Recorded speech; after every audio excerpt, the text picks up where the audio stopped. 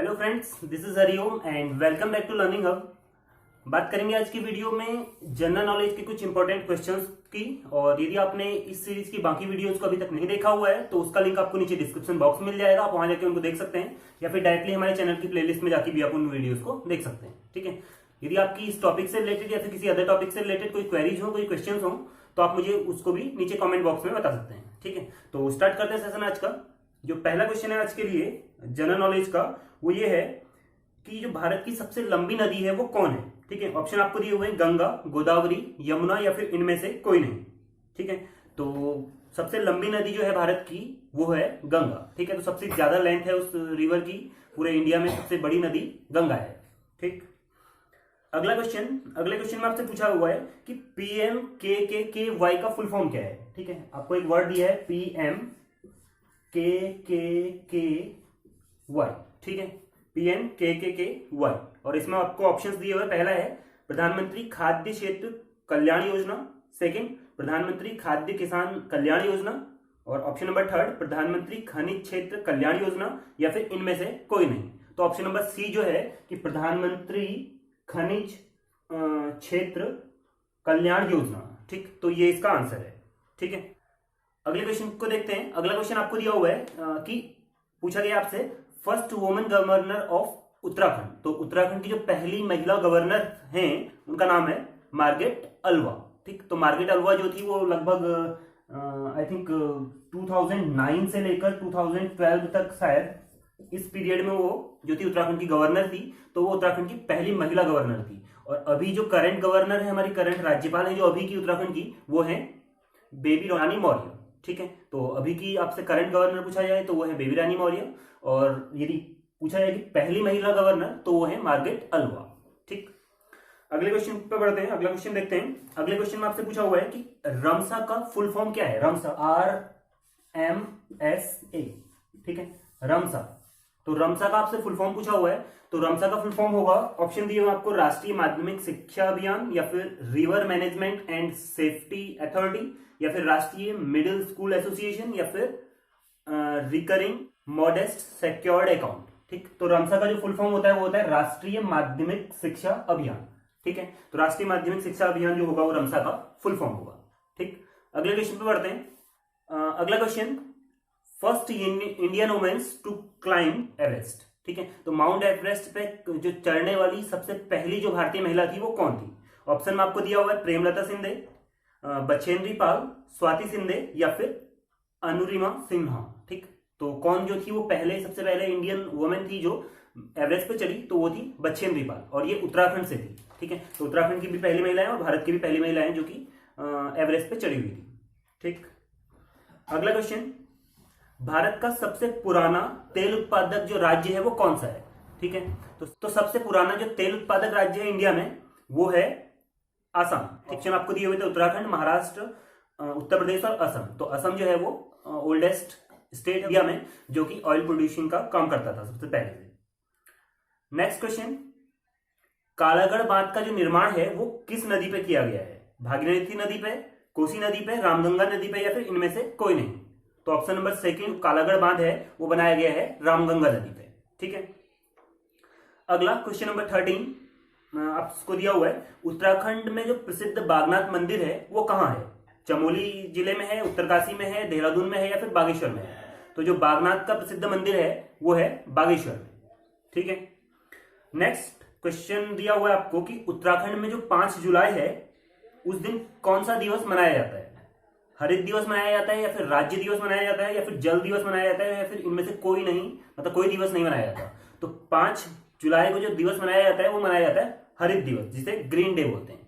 ठीक है, और उत्तराखंड का जो राज्य दिवस है वो होता है, वो कब मनाया जाता है, क्वेश्चन पूछा है तो वो होता है 9 नवंबर को। तो उत्तराखंड राज्य का जो गठन हुआ था वो 9 नवंबर 2000 को हुआ था।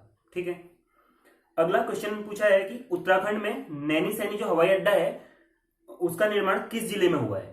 नैनीसैनी जो हवाई अड्डा है वो कहाँ है, वो अल्मोड़ा में है, चमोली में है, पिथौरागढ़ में है, या फिर उत्तरकाशी में है। तो नैनीसैनी जो हवाई अड्डा है वो है पिथौरागढ़। ठीक, नेक्स्ट क्वेश्चन, जो प्रसिद्ध गर्जिया देवी मंदिर है वो कहाँ, किस नदी के किनारे स्थित है। ठीक है, कोसी नदी के किनारे, रामगंगा नदी के किनारे, या फिर गंगा नदी के किनारे, या फिर भागीरथी के किनारे।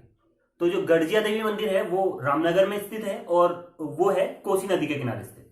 ठीक, next question, Rajaji national park स्थित है। तो जो राजाजी नेशनल पार्क है वो कहाँ स्थित है ये आपको बताना है। देहरादून, हरिद्वार, पौड़ी, इन 3 स्टेटों में है, या फिर देहरादून और टिहरी में है, या फिर टिहरी और उत्तरकाशी में है, या फिर चमोली और उत्तरकाशी में है।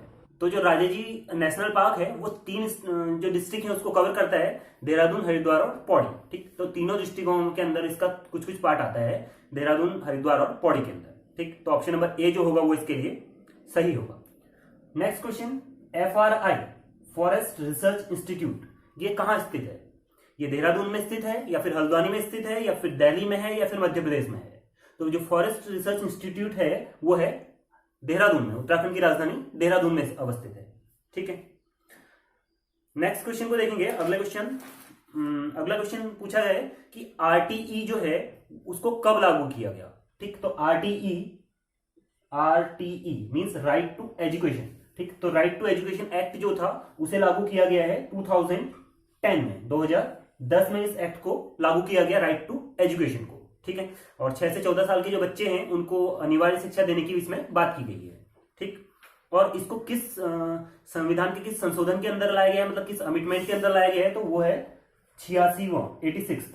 ठीक है, तो 86 जो अमेंडमेंट है उसके अंदर इसको लाया गया संविधान में। नेक्स्ट क्वेश्चन, आधुनिक भारत के पिता के नाम से किसे जाना जाता है? तो जो मॉडर्न इंडिया है उसके फादर ऑफ मॉडर्न इंडिया किसे बोला जाता है? महात्मा गांधी को, या फिर जवाहरलाल नेहरू को, या फिर राजा राम मोहन राय को, या फिर इनमें से कोई नहीं। तो फादर ऑफ मॉडर्न इंडिया या फिर आधुनिक भारत के जो पिता हैं वो बोला जाता है राजा राम मोहन राय को। ठीक, तो ऑप्शन नंबर सी जो है वो इसके लिए सही होगा।